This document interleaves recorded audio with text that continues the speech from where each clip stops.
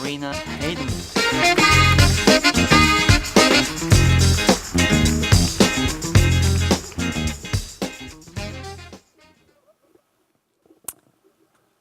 So, good morning. It's a huge pleasure to be here today. Thank you so much for the invitation. Incredible honor to be in the Vienna City Hall, right next door to the University of Vienna, which is actually my alma mater. And when I left the University of Vienna 20 years ago, I did remember one thing, or maybe I learned a few more things than just one thing. But the one thing that I particularly learned was that media has the power to shape the future that we live in, for better or for worse. I really wanted to work for a media organization that is pressing for positive change, and certainly found that in The Economist. So, 17 years later, I'm here. And as you may know, The Economist is known for really advocating positive change, and also is read by the people that are actually making the decisions. So an incredibly powerful place to be. So if I'm going to be talking about the commercial success of The Economist, I can't say enough about the fact that it rests on the quality of our journalism. The Economist is often known for its provocative covers. They basically tell a story graphically within an instant. When President Trump was elected in the United States and he took office, on the right-hand side you see our version of that story. When the UK decided to vote to leave the European Union, we called it a tragic split. And what this is very much the fact that we are a newspaper and not only a newspaper. But we base this on very rational and fact-based quality journalism, and we articulate both sides of the story consistently before outlining exactly what our view is, so that we challenge the reader to take a stance and to reflect deeply on what their opinion on a particular issue is. We've been advocating progress since 1843, progress in the liberal sense, certainly arguing for free market liberalism, for privatization in the 60s, with a firm belief that basically prosperity is best achieved through free markets. Advocating for free society, underlined by important issues like gay rights, and now also in 2015, making a case that the terminally ill should be able to choose when they would like to pass with the help of a doctor.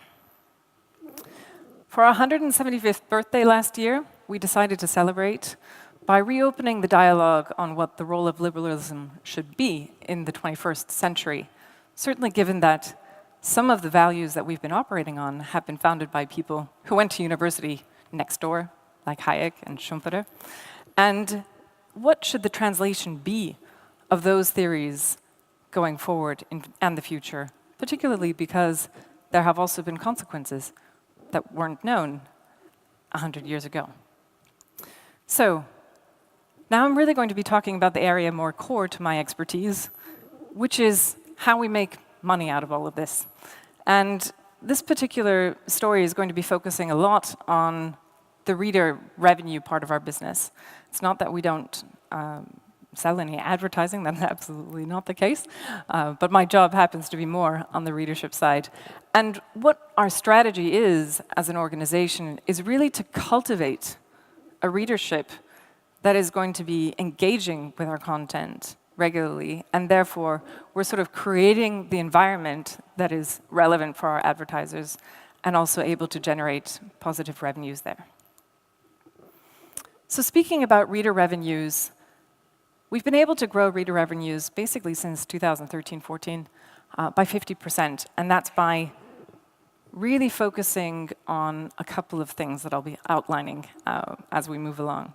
But what you can see here is that red line is the revenue line. The one below it, circulation gross margin, is just neatly, of course, aligned with it.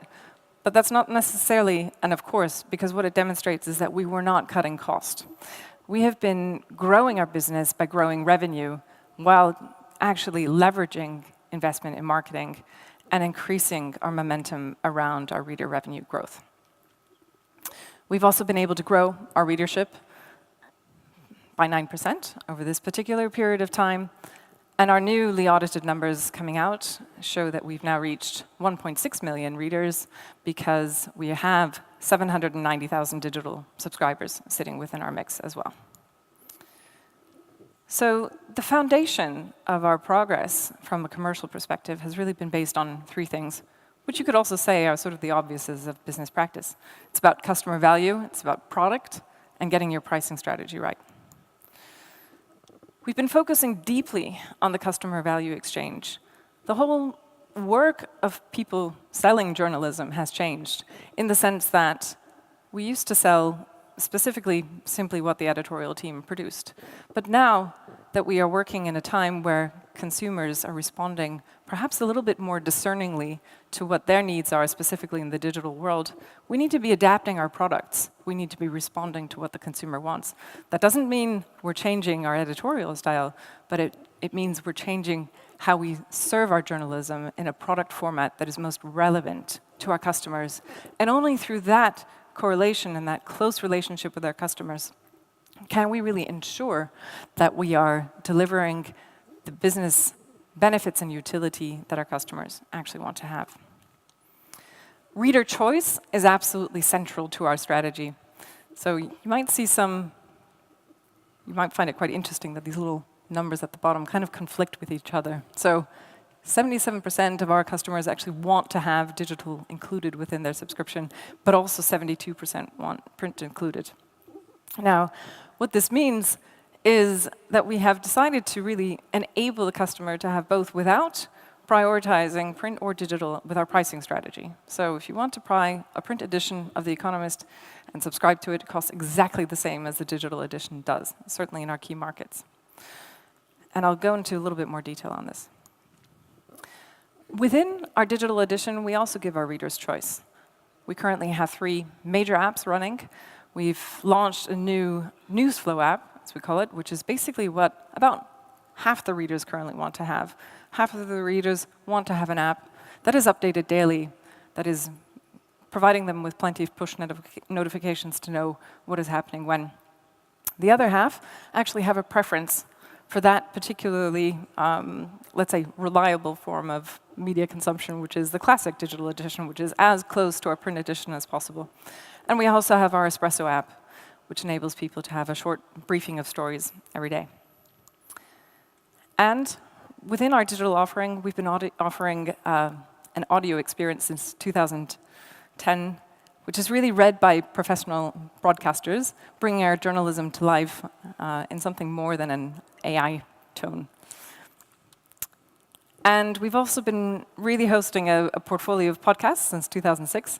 And this is all part of our engagement strategy to be offering our journalism to our readers in the format that they find most appealing to them. We've launched The Intelligence just now in January, and just within weeks had over 17 million downloads. It's our first daily show, hosted by Jason Palmer, and highlights stories of particular importance from the week, and also what's going to be coming up on The Economist with the week ahead. And you can even find Espresso on Amazon Alexa and also Google Assistant. So we do find it's important to be testing technology and what we can do with that to be able to engage with our customers on their value proposition. So now I'm going to speak a little bit about, more deeply about this point, about our reader revenue strategy. And it's about that core question, only if we're really delivering the value that our customers want, of course, can we be charging a premium? And we wanted to find out what is that premium that we can actually charge, and how should we be going about that? So this year particularly, and also 3 years ago, when we did our first small price increase, we went to survey consumers.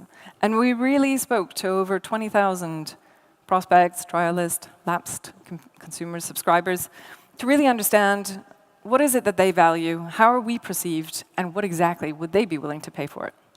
And this actually helped us understand that we have exceptionally strong pricing power across all the markets that we studied.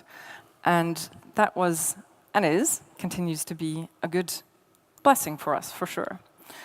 And that, again, is linked to the quality of the journalism that we provide. So from that rigorous piece of research, we've really decided that our strategy on pricing is to be leveraging and driving reader revenue growth through infrequent but substantial price increases. Why infrequent? Well, because anytime you change price, you're going to lose customers. So if you are going to change price, you might as well lift it decently. You'll lose less and definitely make more money along the way. Underpinning that successful pricing strategy has been the fact that we've chosen to price print and digital equally. And that's been by never undervaluing our digital edition. Just because it might be cheaper to distribute doesn't mean that its value is any less. And that has been really core to the success of our reader revenue growth. So customers will pay the same price for print and digital, 25% higher when they want to have both. And we still see about 50% of our customers choosing to have both print and digital included in their package. And that has really enabled us to grow revenue on each copy sold over time. So the three pillars of this reader-first strategy really are, focusing on that customer value exchange, listening to the audience, and then on top of that, responding and perfecting product development so you can be serving content in a way that is meaningful for your customers and how they want to be choosing to engage with your product. And then pricing in the sense of getting the pricing proposition based on feedback from our customers, and then also crafting the right digital product mix around that. But, of course, marketing matters hugely, and The Economist has generally been more about marketing than many of the other points, and that's certainly also one of the elements that we're more renowned for. We craft our marketing approach really on audience engagement, and that's through investing heavily in marketing, both in the digital world, but also not forgetting that our customers also exist in the real world, and we do speak to them there as well. Of course, a paywall strategy has been pivotal to our success as well, where we are able to capture prospects that we are driving to our paywall, but then really working with content engagement as a retention strategy. We now have over 50 million social media followers engaging with our content. And one could say this is an enhanced brand strategy. And while social media companies, of course, have been providing, let's say, the media industry with challenges, both on the advertising side and also on the content consumption side, there has been a silver lining here for us, which is it has become an incredibly cost-effective marketing vehicle and has been very helpful for us, and I would say quite pivotal to driving our readership growth. So we do actively boost the organic reach of our editorial posts, really leveraging the fabulous content that our editorial team is putting out. And then we also follow up, of course, with marketing-led content units as an acquisition strategy. We've also been focusing on developing new formats for new social media platforms to be building our audience for the future. So we have our own Snapchat editor that takes Economist content, leverages a lot of our data to do some innovative data journalism and speak to a younger audience that hopefully will be discovering us in a couple of years to come and become future subscribers. And we've also been taking content to engage with people in the real world through an active street marketing activity we call experiential. This is not a small marketing approach. We're running pretty much every day in 3 cities around the world, London, New York, and somewhere in Australia, speaking to passersby on the street and surprising them with content from The Economist, having conversations about what we write about, and then inviting them to discover more. The full journey, of course, is underpinned by our paywall. On this one, we don't perhaps really shine with our paywall sophistication. There are other publishers that do that better.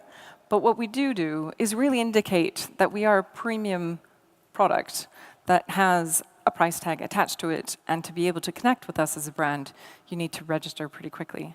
So currently, on social media, for example, if you read one article, you'll be able to read the first 3 paragraphs, but then already be prompted to register, and you only have access to 5 articles a month. So subscribe. Clearly the moment of truth, and also a moment of questioning. If somebody has actually just decided to subscribe to The Economist, it is quite a commitment, and there is a lot of content involved. And one of the pieces of feedback that we had been receiving from customers was that actually one of their biggest concerns is product overwhelm. Now that is something that keeps me up at night. If I'm responsible for getting great journalism into the hands of readers, isn't it kind of scary if the biggest concern of your readers is getting too much? So we wanted to address this not from the marketing side, but really from the product development side. We needed to build products that would enable customers to not have that feeling that they are really being overwhelmed with content, but that they feel immediately locked in through receiving the most relevant content for them. So we really built our products to enable people to develop a habit, renew their subscription quickly by ensuring that they have a sense of relevancy. And that was flowing into the customer-centric product design of this particular new Newsflow app. We're really giving people a reason to be engaging daily with us. We're helping by enabling our editorial team to curate our daily picks. Of course, we are weekly, so it's already quite new to have daily picks from our editorial team. And then clearer navigation and intuitive audio edition to ensure that people can find what they're looking for. And then within the technicalities of the onboarding process, there are basically 3 stages that we're working with: access, breadth, and then depth and repeat. And those are the goals that we constantly have in mind. You can't have a customer, obviously, or let's put it this way, the risk is very high to lose a customer if they haven't even activated their app in the very beginning. So we run the basic checks on their customer journey, and then once we have ensured that those steps have been taken, really work on creating the breadth relationship until they are have already delivered a habit. It's, of course, a simple, a relevant, and informative welcome, providing product overview, benefits, and really ensuring that they understand every element of the subscription that they can actually use. It sounds a bit basic, but a subscription has become so much more than just reading The Economist once a week. So in summary, how do we keep the dollars in the bank? It's really about focusing on that customer, perfecting product development, pricing, and the fact that marketing matters. So it's about engaging readers to drive business growth. And I'd just like to say, wish us luck with Brexit. Thank you.